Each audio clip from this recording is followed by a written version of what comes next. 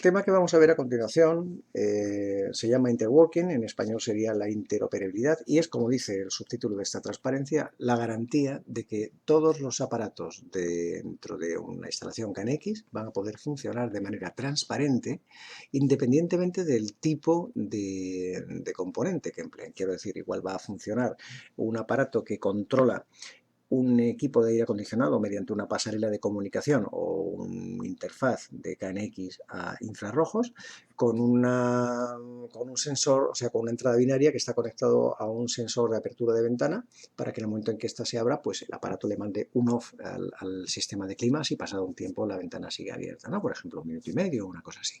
Al final es el concepto que permite que todos los elementos en la definición de los datos, tal como se transmiten dentro del campo de datos útiles en un telegrama, lo envíen de manera estructurada y organizada, de forma que todos los componentes que vayamos a conectar dentro de este bus no solamente cumplan con todas las características del protocolo, sino que, por así decirlo, hablen el mismo idioma. Cuando envían un dato, el tipo de dato define perfectamente cómo se tiene que interpretar cada uno de los bits que se mandan en la trama del telegrama, en concreto en la parte del campo de datos útiles. Es, en definitiva, como dice aquí, la garantía de interoperabilidad, un término que no estoy seguro de que exista en español, ¿verdad? Pero que es como se ha traducido el interworking, que es la palabra que emplean ellos, entre todos los dispositivos KNX de forma transparente para el integrador, de forma transparente para el que hace la configuración del sistema incluso. Así que, como decíamos, el interworking o la interoperabilidad permite garantizar, como dice aquí, la compatibilidad entre todos los dispositivos que sean KNX. Esto afecta a dos niveles. Por un lado hay los tipos de datos que tienen que ser estándar, lo que llaman eso los DPT, ¿no? Los Data Point Type, que afectan a los objetos de grupo de comunicación, y luego los bloques funcionales, que están compuestos de entradas-salidas, en definitiva objetos de grupos, y de una serie de parámetros que tienen que tener en su configuración para asegurar que todos pueden funcionar de una manera coherente, o sea, de una forma compatible. Tienen que estar muy bien definidos, lógicamente, y tanto más cuanto menos va a poder intervenir un usuario, quiero decir, un programador, en este caso un usuario de alto nivel, o sea, una ingeniería, un integrador, quien lo configure el sistema. Porque, claro, si por ejemplo tenemos un sistema, un E-Mode, un Easy Mode, que dirían ellos, ¿no? Pues este sistema evidentemente tiene muy poquitas capacidades de configuración. Los tipos de datos tienen que estar perfectamente definidos para que el usuario sepa cómo tiene que configurarlo. Ya he comentado en algún momento que estas transparencias no pretenden ser más que una guía para el estudio de la documentación oficial de los temas que tenéis también colgados en la plataforma, que es la documentación que nos mandan desde la asociación. En este tema en particular, eso es multiplicado por 10. Quiero decir, es imposible que tratemos todos los DPTs que tenemos ahora mismo definidos, en la web lo podéis descargar incluso, pero es imposible que los tratemos uno por uno en simplemente un curso. ¿Qué es lo que vamos a hacer? Vamos a ver un poquito cómo están configurados, vamos a ver las características fundamentales y los elementos de que se componen, y vamos a ver lo necesario para que podáis interpretarlos. A partir de ahí, en el tema, que lo podéis utilizar como un manual de referencia cuando tengáis alguna duda, vais a ser capaces, por tanto, de comprender la estructura de los distintos tipos de datos que existen, que están definidos. Y para esto lo que decía, lo primero que vamos a hacer va a ser ver un poquito la estructura de la codificación de estos tipos de puntos de datos, que es como se les llama, los DPTs. En los objetos de grupo tenemos el formato, la codificación. Vamos a irlo señalando. O sea, el tipo de punto de datos, tenemos dos partes que están en la sintaxis. Cuando veáis el número, veréis que está el número separado por un punto. Hay como dos partes, ¿no? La primera parte es el tipo de dato, que nos habla del formato y de la codificación, ¿de acuerdo? La tenéis aquí también.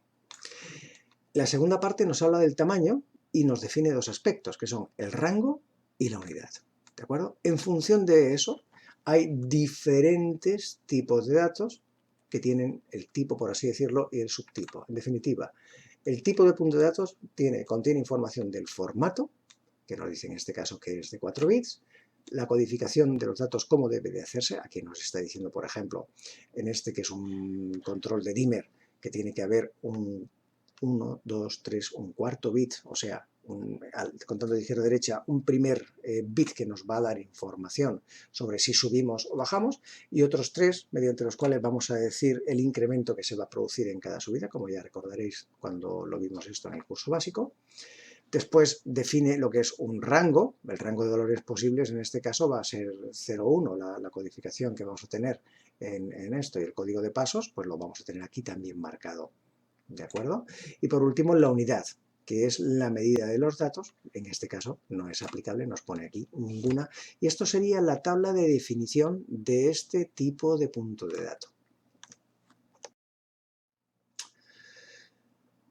Toda la enorme cantidad que existe de tipos de punto de datos, los DPTs, se pueden a su vez clasificar en 5 grandes grupos, dependiendo de cómo estén estructurados, qué es lo que signifiquen, por así decirlo, los números que van a ir dentro del campo de datos útiles, ¿no? Entonces, el ejemplo más sencillo sería el que pone aquí como simples, que en realidad lo que nos transmite es un número, que ese número es directamente lo que tenemos que interpretar, si es un 1, si es un 5, si es sí, si es no, o sea, si es un booleano puro, si es un numérico, lo que sea. El valor que pone allí es un valor ya en sí, que no hay que interpretarlo de ninguna otra forma más que como el número que es. Luego ya veremos a ver que si lo estamos empleando para sí o no, lo estamos empleando para alarma o no alarma, tal, pero en definitiva es el número que puede ser entre 0 y 1. Cuando hablamos de tipos enumerados, ya estamos, por ejemplo, limitando el número de valores. Es un número determinado, por ejemplo, lo que empleamos en el control de la climatización cuando seleccionamos un tipo de modo u otro. Escogemos confort o ahorro, modo noche o standby. Cada vez tenemos un número limitado de opciones, modo antiladas, por ejemplo. Entonces, vamos a definir cuántos tenemos. En el tipo de datos se definen cuántos y cuál es el valor que llama a cada uno de ellos. Son enumerados, por tanto.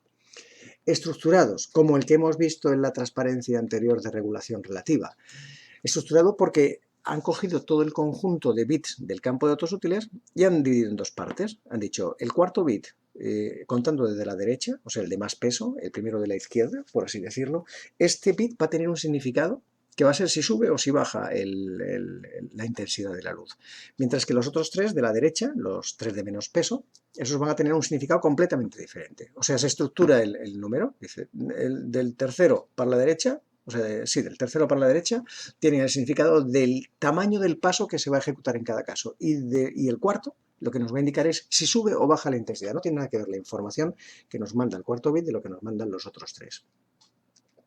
También los hay multiestado, que utilizando un byte sin signo, ¿sí? Un byte, claro, tiene de 0 a 255, lo que nos permite es definir un determinado número de pasos, ¿sí?, para seleccionar cuál es el valor que tiene que mandar. Nosotros mandamos un valor, ese valor que tiene que mandarse es el número de pasos que se quiere partido por el número de pasos total. Por ejemplo, si tenemos en un fancoil el apagado el 1, el 2 y el 3 como la velocidad máxima, pues dividiríamos aquí lo que quisiéramos tener en el paso requerido. Podríamos, por ejemplo, el 2, y aquí partido por número de pasos, tendríamos 2 partido por 4, que es el 55, sería 255 partido por 2, y ese sería el número que nos marcaría esa velocidad. De esta forma no hace falta andar definiendo exactamente qué valores, sino que matemáticamente ya se calcula con esta fórmula en el aparato que recibe el telegrama. Por último, hay un tipo de datos que se emplea muy exclusivamente, que tiene bits adicionales, en la máscara ya se marca, que señala si la información es enviada de un comando válido o solo es informativo. Entonces, estos serían los que se emplean como información de estado, que dice que se emplean fundamentalmente en climatización, pero que cada vez pues, son más frecuentes encontrar en todo tipo de aparatos. Así que resumiendo, la identificación de cada uno de los tipos de puntos de datos hemos dicho que se hace mediante dos números separados por un punto. El primer número de la izquierda nos informa del formato que tiene ese número y de la codificación que lleva, y el segundo número nos habla del rango y la unidad, en caso de que la emplee, que tiene que tener. Esta definición de los datos, claro, tiene que ser universal, con lo cual procede lógicamente de la asociación KNX, que es quien se encarga de proteger el estándar KNX, y los fabricantes asociados en todo caso pueden enviar sugerencias de nuevos tipos de puntos de datos que ellos, pues en la evolución de su tecnología, van encontrando necesarios, ¿no? Y entonces cuando eso aparece, pues ellos tienen que diseñar ese tipo de datos, estructurarlo correctamente definirlo muy bien y documentarlo muy bien, entonces se somete a estudio por parte de la KNXA. Solamente cuando es aprobado por esta se puede hablar de que tenemos un nuevo tipo de punto de dato que ya queda perfectamente definido e incorporado al estándar. Con lo cual decimos que es un protocolo que no solamente es universal, sino que además es abierto, puede crecer en función de lo que se haga con esos datos que tenemos ahí, con esos datos que tenemos en el campo de datos útiles de los telegramas. Como os decía, en esta transparencia no vamos a tratar cada uno de los tipos de datos. Si acaso enunciaros algunos de los datos más comunes en KNX, ya recordáis aquí la palabra común no significa, no tiene un contenido peyorativo. Precisamente, cuanto más común es un dato, más fácil es que encontremos muchos aparatos que lo contengan y, por tanto, que entre sí se puedan comunicar. Si vamos a un tipo de datos muy especializado, muy específico, a lo mejor nos vemos más limitados en la oferta que hay en el mercado, porque a lo mejor solamente un fabricante emplea ese tipo de puntos de datos, ¿no? Entonces, eso es lo que hay que tener en cuenta. Por ejemplo, yo sé que Lin & Yang emplea un tipo de datos que definieron ellos para el tema de de contadores de energía y tal, pero es un dato que yo sepa solamente lo están empleando ellos, con lo cual es un dato muy exclusivo, por así decirlo, y al final cuando empleas ese tipo de datos, que no digo que no sean buenos aparatos ni que no funcionen bien, lo que quiero decir es que entonces tienes que tenerlo en cuenta a la hora de utilizar ese tipo de datos, porque solamente los aparatos de Lin & Yang, en ese caso, de momento y por hoy en la oferta que hay en el mercado, lo van a poder emplear, ¿no? Pero bueno, en cualquier caso, los datos más comunes que vais a poder estudiar y podéis encontrar sus tablas de, como hemos visto en el ejemplo anterior, sus tablas de definición en el manual que tenéis en la plataforma, serían los datos booleanos, los de un bit con control forzado, los de 3 bits con control, juego de caracteres, 8 bits con signo y sin signo, 2 bytes sin signo y con signo, valores en coma flotante. Bueno, muchos de estos ya los habéis visto durante el curso básico. Pero hay muchos más, está la hora del día, fecha y hora, tenemos 4 bytes sin signo y con signo, tenéis valores en coma flotante de 4 bytes, control de accesos, bueno, hay un montón de tipos de datos, cadenas de caracteres, control de escenas, puntos de datos especiales para climatización, en definitiva, un montón, todos ellos, ya digo, los tenéis definidos, por lo menos los más importantes dentro de este tema, no todos porque sería también menudo tocho. Eso estará en el handbook de KNX nada más. Ya ha surgido, y lo hemos comentado, que en algún momento vamos a tener la necesidad de representar valores que tengan un signo negativo o positivo. ¿Esto cómo se hace? Teniendo en cuenta que lo que nosotros transmitimos en el telegrama es un número de bits, o sea, un número de valores siempre en binario. Pues de una manera sencilla de definir, lo que diríamos es que estamos condenando, por así decirlo, uno de los bits para identificar el signo. O sea, si sin signo podemos transmitir desde 0 hasta 255, o sea, 256 valores dividido por la mitad, por así decirlo, serían desde 0 a 127 en positivo y desde menos 120, o sea, desde menos 1 a 128 en negativo. O sea, podemos enviar solamente hasta 127 en lugar de hasta 255, pero a cambio disponemos de la posibilidad de enviar números negativos. Esto es lógico porque estamos condenando, ya digo, el primer bit para que identifique simplemente el signo que queremos enviar. ¿Esto cómo se hace realmente? Bueno, pues para esto se emplea una herramienta matemática que permite calcular al aparato que recibe el dato y al que lo envía, por supuesto, como tiene que hacerlo, cuál es el número que está recibiendo, ya sea positivo o negativo, calculando el número negativo como lo que se llama el complemento a 2. ¿Qué es esto del complemento a 2? Bueno, pues el complemento a 2 de un número, como dice aquí, es 2 elevado al número de bits que tenemos contando desde el primer 1 que aparece desde la izquierda hacia la derecha, perdón, desde la derecha hacia la izquierda. Contando desde este primer 1 hacia la derecha, aquí por ejemplo tendríamos 6 dígitos o 6 números útiles, ¿no? Aquí pasaría como en decimal, que los ceros a la izquierda no significan nada. Bueno, pues a partir del primer 1 hacia la derecha, ¿cuántos dígitos tenemos? 6. Pues este sería el valor que pondríamos aquí. Por ejemplo, en número en binario 45 se representa de esta forma, una cosa que podéis ver fácilmente con cualquier calculadora hoy día ya. Entonces, si ponemos 2 elevado a 6, que serían los 6 bits que tenemos aquí, sería 64, menos el propio número que tenemos, su complemento sería el 19. Haciendo esta operación en decimal, tenemos el número 19 y aquí lo convertimos a binario de nuevo y nos sale esto que tenemos aquí, que como veis, como veremos ahora, hay una forma también quizás más sencilla o más rápida de calcularlo a partir de tener el número binario. Esto que es como suelen emplear los aparatos, porque electrónicamente debe ser más sencillo. Al final lo que tenemos es que el cálculo del complemento a 2 mediante el complemento a 1 sería una forma sencilla de hacer este mismo cálculo. El complemento a 1, ¿qué es lo que hace? Pues negaríamos todos los bits que tenemos aquí. O sea, donde tenemos un 1 ponemos un 0, donde tenemos un 0 ponemos un 1. Al final, este número sí se nos convertiría en uno completamente distinto, que sería el 0, 1, el 0, 0, 1, 0. ¿Sí? Y a ese número se le sumaría el 1, ¿vale? Entonces tendríamos el 1, 0, 0, 1, 0 más 1, ya que el 0 de la izquierda, el sexto bit que antes teníamos, ahora ha desaparecido, ¿está claro? Entonces le sumamos 1 y tenemos esto, que es precisamente, fijaros, lo mismo que tenemos aquí, despreciando el 0 que tenemos a la izquierda. Es el mismo valor, el 19, que es como, pues eso, un aparato que trabaja en binario puede hacer el cálculo de una forma sencilla. Un ejemplo de un tipo de dato que emplee esto sería, por ejemplo, el DPT6. Lo que fuera. Ya sabemos que aquí hay dos partes que diferencian el código. El DPT6 es la parte principal que nos marca qué tipo de valor tiene. Emplea para representar valores desde menos 128 hasta 127. Estamos hablando de 8 bits, ¿no? Los números negativos se representan como complemento a 2 y el cálculo de valor se invierte bit a bit y se suma 1, igual que hemos dicho exactamente. Entonces aquí tendríamos que el formato sería 8 bits, ¿sí? Con esta codificación. Y al final lo que tendríamos sería la notación en complemento a 2 y el rango que queda, por tanto, definido es este. Evidentemente, aquí lo que nos han puesto es una unidad que en este caso no tiene sentido. Cuando tengamos la definición del tipo exactamente que queremos aquí, pues ya definiremos exactamente cuál es la unidad, si es un tanto por ciento o un pulso de conteo, en fin, pero en definitiva, en la parte principal, que es donde vamos, es ahí donde tenéis el ejemplo en el cual se emplea directamente el número. Y simplemente, como la notación va en complemento a 2, todos los bits se emplean, aquí lo vemos los 4, y en función del valor que tengan van de menos 128 a más 127.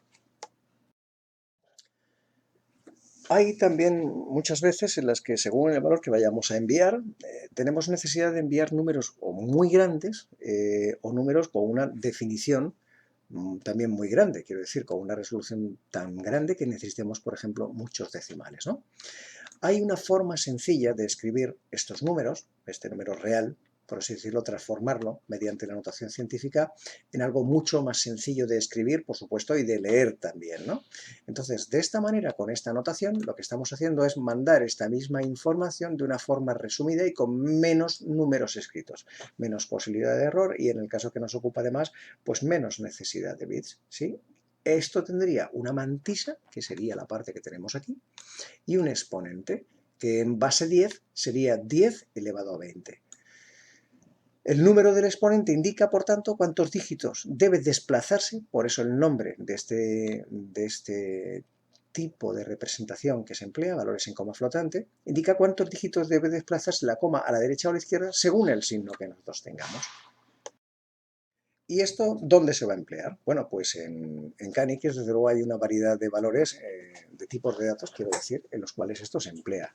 Uno que es el primero que os vais a encontrar cuando vayáis a transmitir, como veis aquí, por ejemplo, una temperatura, ¿sí? O el valor de luxes que tenéis, o el de humedad, o de la calidad del aire, es el 9.xxx, que hace referencia a esta subcodificación a la parte derecha, ¿no? Que es como teníamos antes nosotros puesto lo que es el rango y la unidad.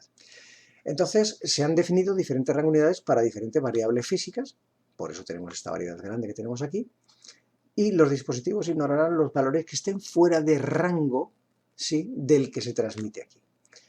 El valor se codifica en la mantisa con formato de complemento 2, que es justamente lo que acabamos de ver.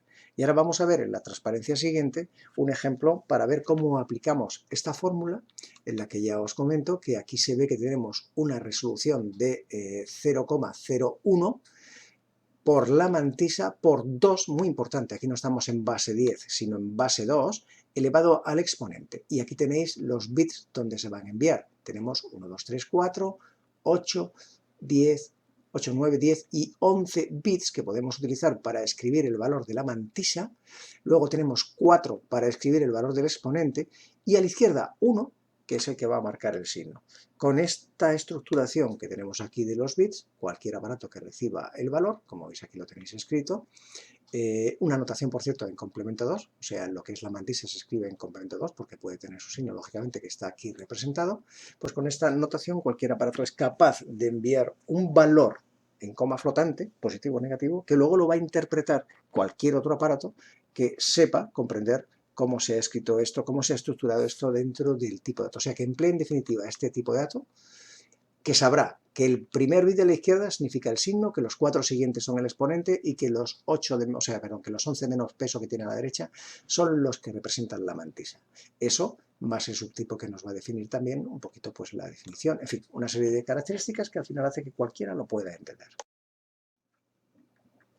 Vamos a ver, por tanto, un ejemplo práctico de la aplicación de esto de la coma flotante, incluso con un ejemplo en el que tenemos que enviar una temperatura, imaginaros, negativa, ¿no? Partimos de la resolución. Hemos dicho que por la definición del tipo de dato tenemos ya que enviar una resolución de una centésima, con lo cual tendremos que 30 no es un valor posible, tendremos que enviar por lo menos hasta 3000 valores, tendremos que ser capaces, quiero decir, de enviar por lo menos hasta 3000 valores para poder representar, por ejemplo, el 30,01, ¿no? Que sería la resolución, la definición, en definitiva la precisión con la que podemos enviar esta temperatura. Como el 3000 no entra en el rango que tenemos posible dentro de la mantisa por el número de bits que hemos reservado, entonces lo que tenemos que hacer es dividirlo, por ejemplo, entre 2, ¿vale? Dividimos entre 2, 1500, y vemos que en este caso, si dividimos entre 2, lo que tenemos que hacer es poner aquí en el exponente un 1, ya que 2 elevado a 1 es el 2 por el que estamos dividiendo para conseguir que el número que tenemos que enviar entre dentro del rango. Con lo cual, por ejemplo, si hubiéramos tenido en lugar de 3000, hubiéramos tenido 6000, ¿sí? Pues claro, 6000 no entra en este rango, ni siquiera partiéndolo por 2, que tendríamos 3000, tendríamos que dividirlo entre 4. Tendríamos que poner, por tanto, que el exponente sería 4, 2 elevado a 4, que sería 2 por 2, 4, por 2, 8, por 2, 16, ¿sí? O sea, en definitiva tendríamos el valor decimal, 16, 2 elevado a 4, y si nosotros ya tenemos aquí que dividimos por 4, evidentemente 6000 entre 4 volvería a darme 1500. Tendríamos 1500, pero en lugar de por 2 elevado a 1, tendríamos 1500 por 2 elevado a 4. En definitiva, tendríamos, en este ejemplo que estamos aquí ahora mismo con el 3000, tendremos 1500 en binario, que se representa de esta forma, el complemento a 2, que ya hemos visto cómo se calcula, haciéndolo mediante el complemento a 1, lo que haríamos sería invertir este número y sumarle 1, con lo cual ya nos define cuál es el valor de la mantisa que hemos dicho que va definida en complemento a 2. Como es negativo, el bit de signo será un 1, tal cual hemos dicho antes, y el exponente codificado en 4 bits será el 1. O sea, este valor de aquí, el exponente, el 1 en binario, sigue siendo el 0001. ¿De acuerdo? Entonces, el resultado que tendríamos, ¿cuál sería? Pues cogeríamos el signo, lo pondríamos aquí. Cogeríamos el exponente a los 4 bits que tenemos reservados para el exponente. Y lo que es la mantisa sería lo que vendría aquí al final de, de todos los bits que tenemos que enviar dentro de la trama, dentro del campo de datos útiles. En cuanto a las combinaciones que hemos dicho antes de tipo de punto de datos en los aparatos KNX, pues estas combinaciones se conocen como bloques funcionales, que son combinaciones de varios tipos de datos en un mismo dispositivo. Estas combinaciones están estandarizadas, lógicamente, porque además tienen una función muy concreta, y los aparatos que se vayan a dedicar a esas funciones obligatoriamente tienen que cumplirlas o utilizarlas para conseguir la certificación de los dispositivos por parte de la asociación KNX. A modo de ejemplo, os pongo aquí los bloques funcionales más funcionales que ya los conocéis, que son el actuador de regulación, el dimmer, donde ya hemos dicho efectivamente que tiene que tener cualquier dimmer de KNX. En el curso básico comentábamos que tiene que tener un tipo de dato de un bit que le mande encender y apagar, un tipo de dato de 4 bits que le permita subir y bajar de manera relativa, o sea, con una pulsación larga para subir la intensidad, una pulsación corta para apagar o encender, y la larga, dependiendo que mandemos un 1 o un 0, pues mandará subir la intensidad o bajar la intensidad. Y luego incluso otro tipo de dato que sea de 8 bits que permita mandar un porcentaje, es decirle que podamos mandarle que se ponga al 30%, al 70% de regulación directa, cosa que se emplea, por cierto, mucho también en escenas. Pero en definitiva, tiene que tener esos tres tipos de datos, un dimmer o cualquier aparato que se utilice para controlar un dimmer para poder ser homologado por la asociación KNX. El actuador de persiana, pues lo mismo. En este caso tendremos que tener dos tipos de datos, que aunque sean los dos de un bit, el uno va a ser el que emplearemos en la pulsación corta, para el paso paro, y el otro será el que emplearemos en la pulsación larga, como recordaréis, para hacer lo que es la subida o la bajada completa hasta arriba de todo de la persiana o hasta abajo de todo, persiana, toldo o lo que sea. Bueno, y hasta aquí el tema del interworking. Espero que os haya resultado interesante y que os sirva de ayuda para poder coger sin miedo un tema que si no cuando lo veáis veréis que hay muchas páginas con muchas tablas en cada una de las cuales se define cada tipo de dato, pero que en definitiva lo importante es comprender la definición para poderlo leer, porque además esto es algo que está vivo, quiero decir, el estándar queda abierto y según avance la tecnología pues puede surgir la necesidad también de incorporar nuevos tipos de datos. En el próximo tema vamos a tratar los acopladores para ver un poquito más en profundidad cómo funcionan, cómo se parametrizan, qué es lo que podemos hacer con ellos y como ya sabéis son un componente fundamental dentro de la topología de KNX. ¿Vale? Así que espero que también os resulte interesante. Muchas gracias. Hasta luego.